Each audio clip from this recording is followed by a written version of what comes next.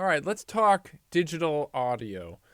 If sound is that real world thing that causes vibrations and we perceive the sound and all that, then audio is what happens after sound is captured or manipulated somehow, right?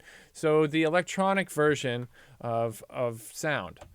Let's go ahead and get through here and start off with what is audio? It's the system in which we store, recreate, and manipulate audio information in a computer system.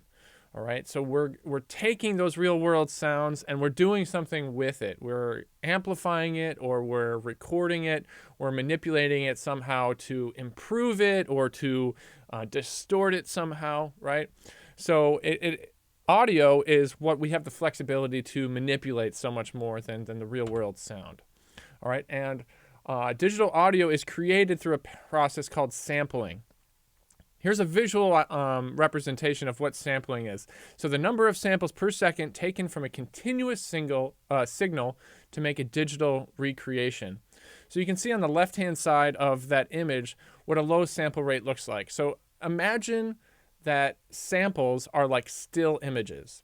And in order to create a video, you need to have a sequence of still images that we perceive as motion, right? So sampling for audio works similarly. A sample is like a snapshot, a still photograph of that audio content. And the more detailed, or the more samples that we have, the more detailed the representation of the real sound we can be. Okay? So the higher the sample rate, the more accurately we're going to be able to reproduce whatever sound it is we're capturing. Sampling it was made possible by the Nyquist theorem.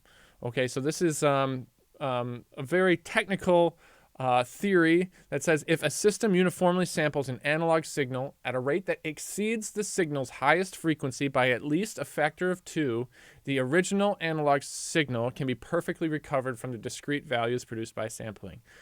Really, if we dumb that down just a little bit, we're going to say that we can sample or recreate real-world sound in the form of digital audio as long as we sample twice as many frequencies that are possible. So there's a frequency spectrum of 20 to 20,000 hertz, right? 20 kilohertz.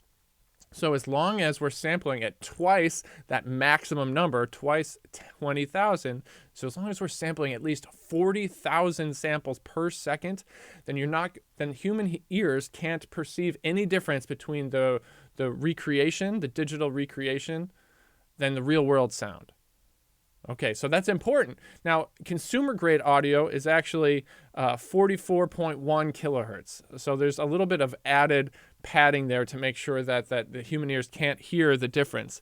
But arguing for even higher sample rates than that are actually, there's arguments that it's inaccurate because it's not accurately we couldn't perceive the difference in quality is basically what that says. Now, 48 kilohertz is oftentimes the sample rate used when you are working with video content because of the relationship with frame rate. So 44.1 sample rate for consumer grade audio and 48 kilohertz for audio that's going to be connected to video somehow. Okay. Now, think about the conversion process. You can always use some sort of software program to convert one sample rate to another. That's possible. But when you, say, take a low sample rate and you convert to a higher sample rate, you're not going to all of a sudden just gain quality back from the original recording. That's not how it works. It's going to have a final file format as 48 kilohertz, but you're not going to gain quality back. So it's always better to start with a higher sample rate and start making derivative content as you convert. That way you've got you start with the highest quality possible. Okay, another aspect of digital audio besides sample rate is something called bit depth. This determines the number of possible amplitude values we can record for each sample.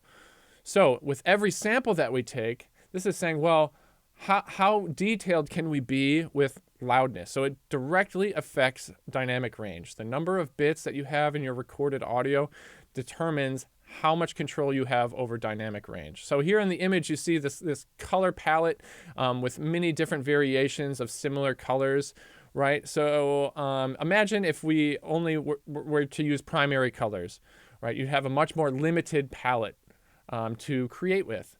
Same thing with bit depth, just in regards to audio. The smaller the bit depth, the less you have to work with. All right, also in regards to digital audio, it's important to understand what format you're going to be using. And that's based on what the final destination of the content is going to be. So important to identify the difference between mono and stereo formats. Mono is 1 and stereo is 2. So what we can think of that as, generally we listen to audio in a 2-speaker setup, a stereo speaker setup, a left and a right stereo, whether it's in your car or in your home theater or whatever, it's right there, right? It means also that there can be different things coming from the left speaker than on the right, or they can be emphasized differently. You have control over that. So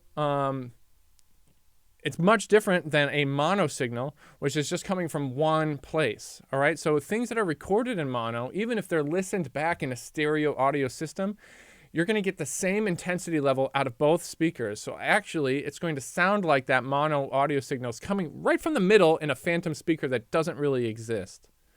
Okay, so a lot of times when we do, say music recordings, you're recording all the individual elements in mono and then placing them in the stereo spectrum from left to right.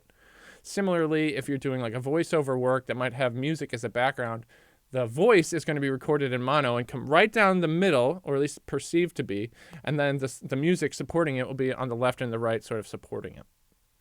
Okay, we also are going to be concerned with surround sound, which has various setups, starting with 5.1 surround sound, 7.1, and then moving on to spatial audio like Dolby Atmos, or new technologies that are coming out with manufacturers and software creators like Apple, and having this complete spatial audio experience where sound can be perceived from all around you. All right, and finally, we're going to be thinking about file types. So digital audio comes to us in a bunch of different ways: lossy, lossless, and uncompressed formats. We're very familiar with the MP3. It's a lossy format, meaning we're taking little bits and pieces of information from the recorded audio or from the digital audio and then discarding them, saying that, well, we can get most of the representation of that original sound, but with a much smaller file size. So MP3s is what consumers use for that. AAC is similar to MP3 in that it's a lossy format. It's just proprietary to Apple. There's also another one, OGG. So those are your formats that are going to somehow be a much smaller file size, probably lower in quality, but hopefully not so bad that the consumers or the listeners of that audio really notice too much of a difference. Lossless audio, such as FLAC or ALAC, these are, again, file formats that are going to be larger in file size, but not as large as the original. So lossless means that it's taking the little moments of silence and getting rid of them, instead of basically holding information that is silence. They just remove that piece of information. And uncompressed formats are just the full versions of everything. So a bunch of different versions there. We're going to be working a lot with WAV files. That's sort of where you want your starting point. You want to start everything with WAV files. They're uncompressed. There's nothing reduced about them, the highest quality you can, and then you can convert and make derivative content from there. All right, so there's the basics of digital audio. Lots more to come where this came from.